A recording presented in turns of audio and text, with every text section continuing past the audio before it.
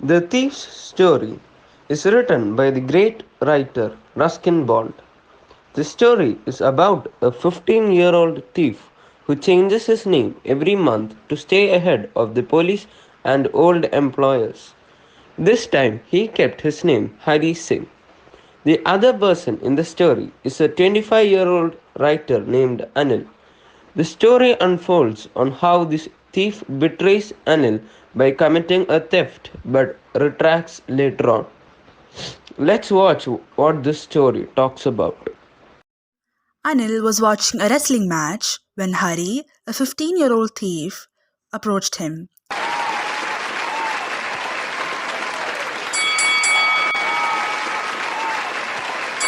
Easy going, kind, and simple. You look like a wrestler yourself. So do you. Well, I do wrestle a bit. What's your name? Hari Singh. But Hari Singh wasn't his name. He took a new name every month.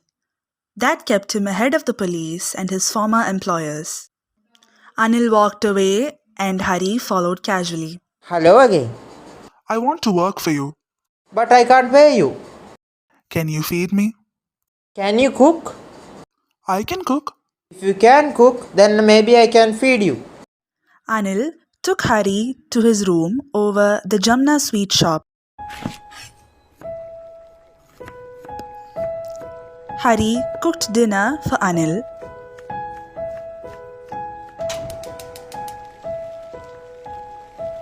But it must have been terrible because Anil gave it to a stray dog and told him to be off.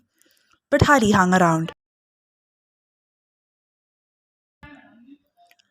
Anil said he'll teach Hari to cook. He taught him how to write his name.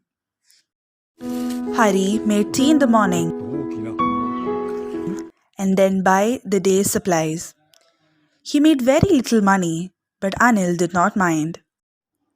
Anil would borrow money one week and lend the next. He would keep worrying about his next check, but when it arrives, he would celebrate. He wrote for magazines. Hari had been working for Anil for almost a month, but he earned nothing in his line of work. Anil was the most trusting person he had ever met. Being careless, he wouldn't even notice he's been robbed, and according to Hari, that takes the pleasure out of the job. Hari thought it was time to do some real work before Anil wasted the money. One evening, he came from the publishers with a bundle of notes. Hari saw him tuck the money he got under the mattress. In the dead of night, when Anil was sleeping, he hatched a plan. If he took the money, he could catch the 10:30 express to Lucknow. His hand slid under the mattress, searching for the notes. He found them without difficulty. He began to run. He slowed down to a walk and started counting the notes. 600 rupees in 50s. He could live like an oil-rich Arab for a week or two. Hari reached the station and dashed straight into the platform without buying a ticket.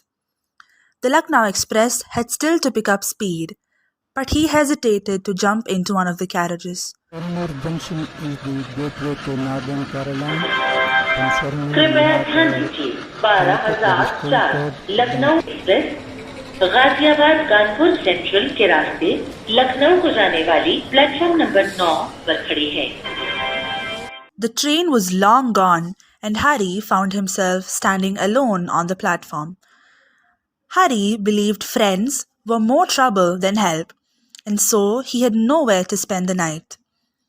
The only person he knew really well was the man he robbed, Anil. He left the station and walked slowly through the bazaar. In his short career as a thief, Hari had made a study on men's faces when they lost their goods. Knowing Anil, he knew he would only be sad for the loss of trust. Hari unconsciously reached the Maidan and sat on a bench. It soon began to rain. His clothes became soaking wet and a cold wind blew the rain across his face. Hari went back to the bazaar and sat down in the shelter of a clock tower. It was midnight.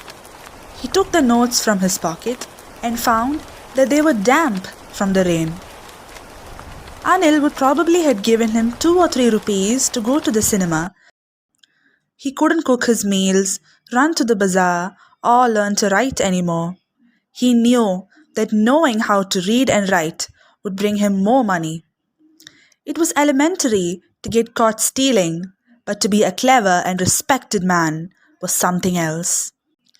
Hari hurried back to the room feeling very nervous. He opened the door quietly and went up to the mattress where Anil was asleep. He carefully slid the notes under the mattress and fell asleep. The next morning, Hari found that Anil had already made the tea. There was a 50 rupee note between his fingers. Hari's heart sank, thinking he had been discovered. I made some money yesterday. Now you will be paid regularly. Hari's spirits rose. But when he took the note, he saw that it was still wet. Today we'll start writing sentences. He knew, but neither his lips nor his eyes showed anything. Hari smiled at him in his most appealing way, and the smile came by itself without any effort.